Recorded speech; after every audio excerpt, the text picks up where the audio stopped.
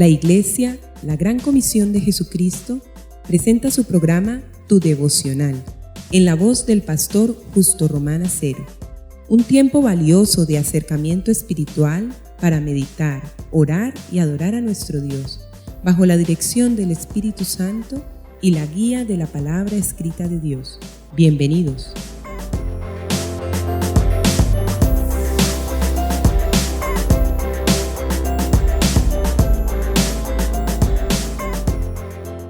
Amigos y hermanos, el Señor los bendiga. Consideremos en esta oportunidad, dentro de la Sagrada Escritura, el sostenimiento de la iglesia. La iglesia del Señor, sabemos que es la familia de Dios, sabemos que en su seno se hacen y se establecen los negocios del reino de Dios en la tierra. Sabemos que es la empresa del Señor en este mundo. Amados, ser parte de la iglesia es ser parte de una familia espiritual, de una entidad celestial, pero que se mueve adherida al mundo, que viene del cielo como el maná, pero que se adhiere a la tierra como ese mismo maná.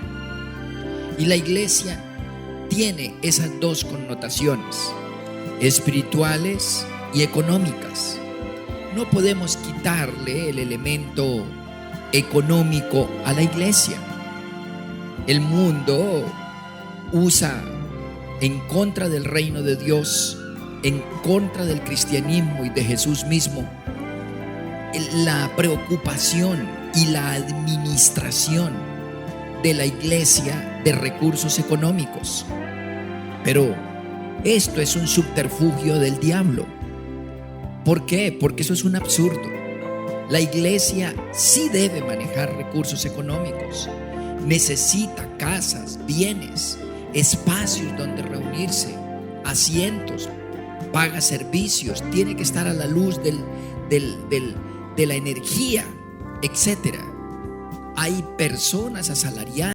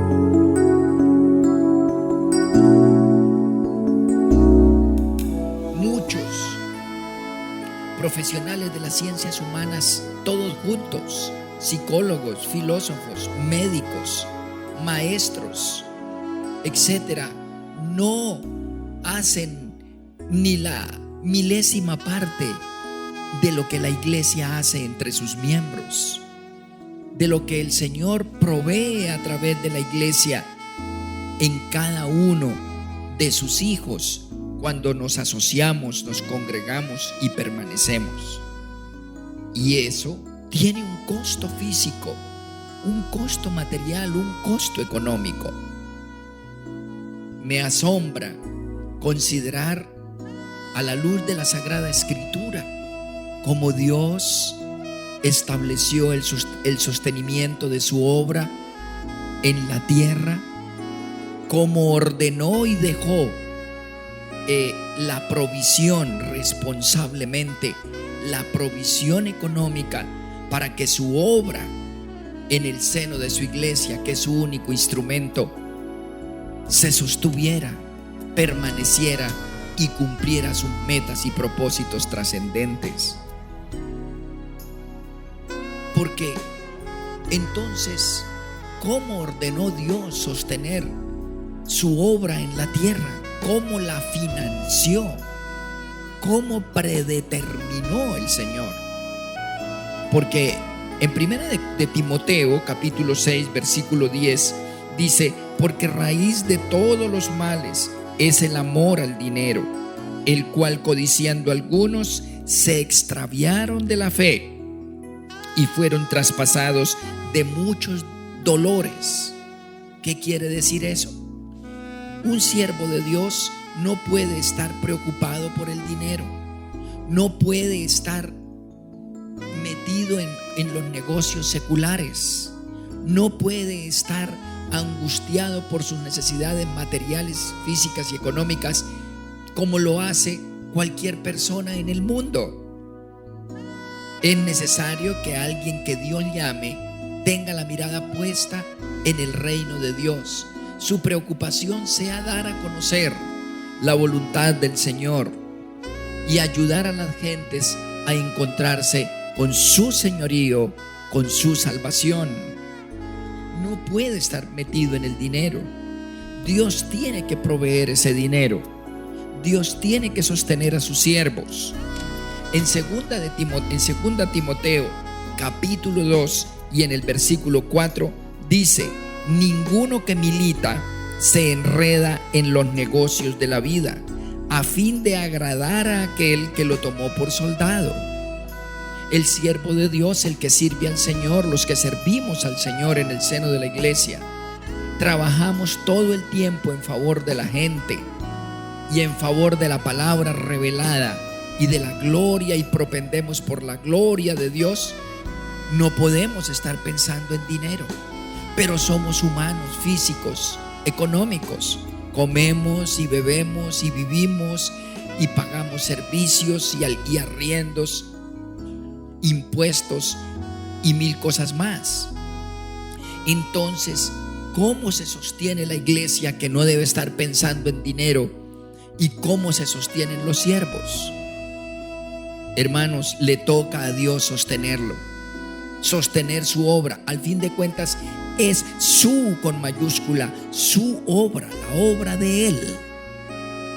La pregunta del millón es: ¿cómo sostiene Dios su iglesia, su obra, sus siervos, sus empleados?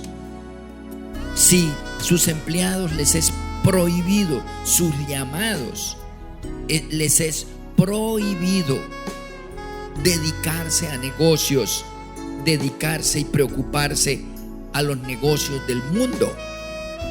El apóstol Pablo en 2 Corintios, en el capítulo 9, segunda carta de Corintios a los Corintios, en el capítulo 9, desde el versículo 5, dice así: por tanto, tuve por necesario exhortar a los hermanos que fuesen primero a vosotros y preparasen primero vuestra generosidad antes prometida, para que esté lista como de generosidad y no como de exigencia nuestra.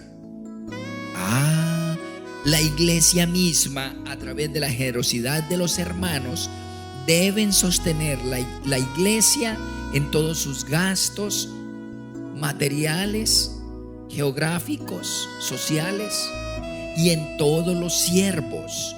De manera natural deben proveer para que los siervos vivan, y como dice en el Antiguo Testamento, vivan bien. Es más, vivan muy bien. Eso es lo que textualmente dice el Señor. Es más, sean los que mejor vivan. Eso está escrito. Eso agrada a Dios y le da dignidad a su nombre, a su gloria, a su obra, a su palabra.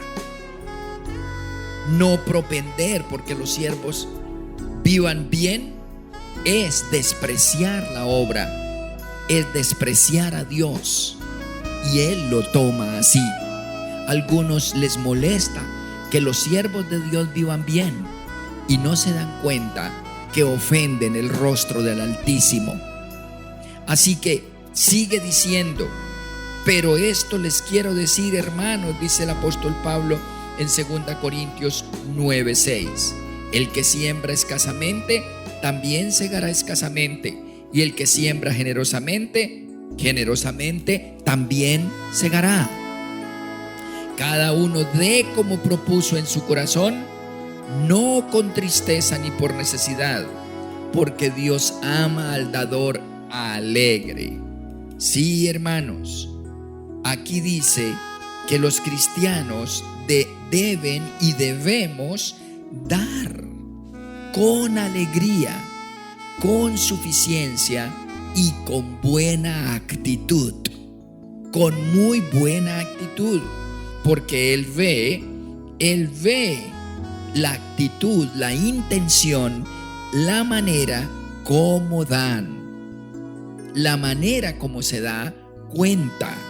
Recuerde que Caín y Abel ambos ofrendaron, ambos dieron en términos materiales, fruto de su trabajo, para la adoración a Dios. Pero no aceptó, no recibió la ofrenda, sino de Abel. La de Caín, dice, la despreció. Muchos dan y Dios les desprecia su ofrenda. ¿Cuál fue la diferencia? Caín tuvo mala actitud, consideró que era mucho lo que daba y dio lo que le sobró. Ahí dice que dio unos cuantos granos, dio lo que le sobró, dio unos frutos, algunos frutos, mientras que Abel dio lo que le costó, lo mejor, lo primero, lo más bueno, lo más agradable, lo que le costó.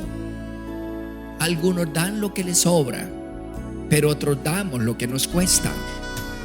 Así que el Señor no mira al que da de mala actitud, dice el apóstol Pablo, con carga, con desprecio, de soslayo o pensando que no se lo merece.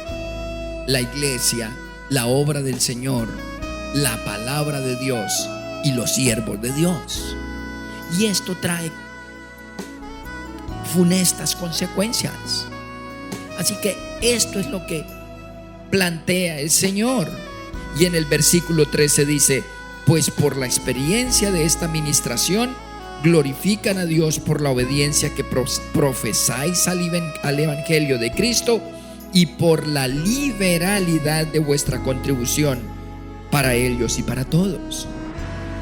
La actitud con que se da, la disciplina con que se da, la permanencia y periodicidad con que se da, muestra qué tanto de verdad hemos aceptado el evangelio, qué tanto de verdad amamos a Dios.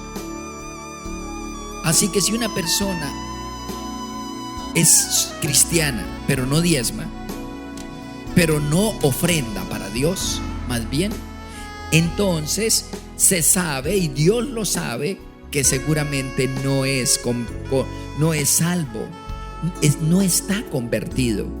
Está convencido pero no convertido. Dios no le cree a una persona que retiene la ofrenda del Señor. En el Salmo 95 y 96 dice claramente que no hay adoración sin ofrenda. En la adoración del cristiano, Dios ofrenda a su Hijo y nosotros ofrendamos la parte económica y nuestro tiempo, dones, habilidades, adoración y alabanza.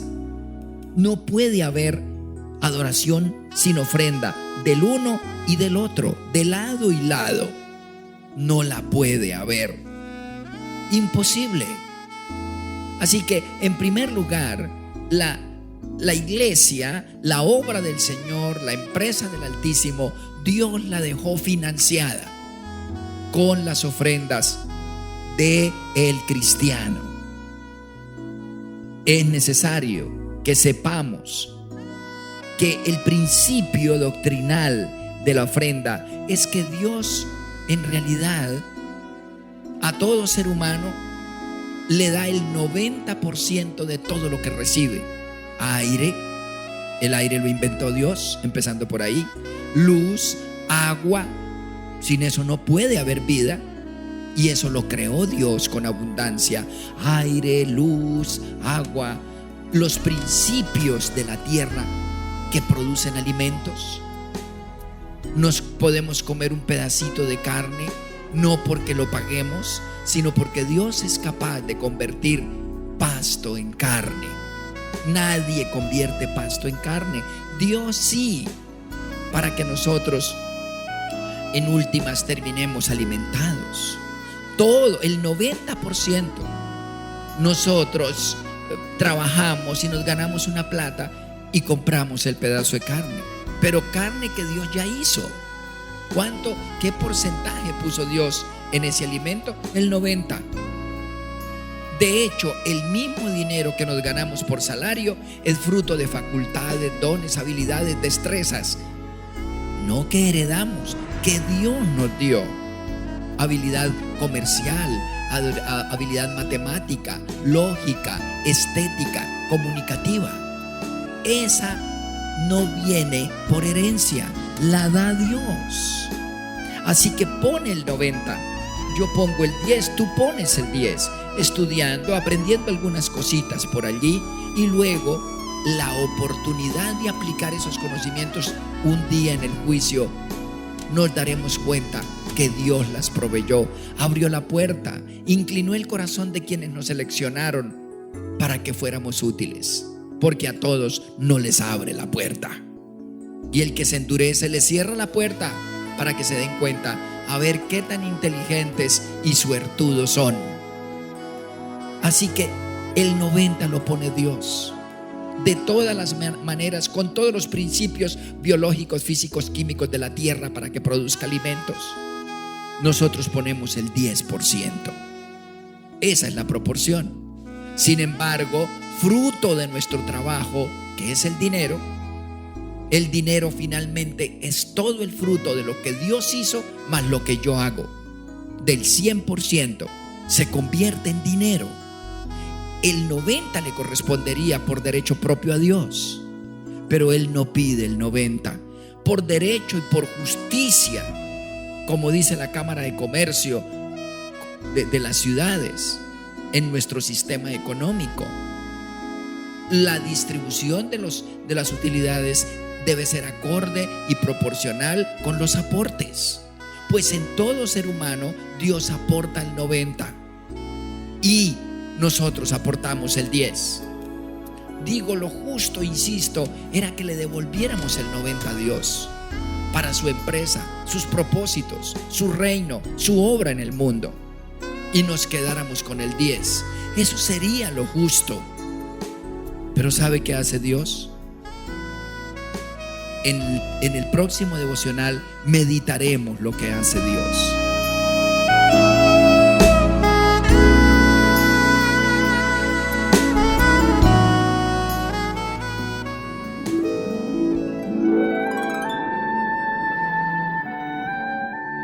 Oremos, amados. Padre omnipotente, te damos gracias por pertenecer a tu pueblo, a tu obra, por pertenecer a tu iglesia santa en este mundo, que es la empresa celestial en la tierra, pero que también nos permite de manera visible, audible, medible y experimentable ser parte de ella de manera por demás privilegiada. Te adoramos por esta empresa única en el planeta Tierra, la más grande que existe y que pueda existir, que supera por miles de veces a la más grande empresa humana que pueda también existir. Sabemos que tu obra, la iglesia, es grandiosa, poderosa y maravillosa, y que ella necesita, Señor, de los recursos de la tierra, y tú la financiaste y la sustentaste. En el nombre de Jesús. Amén.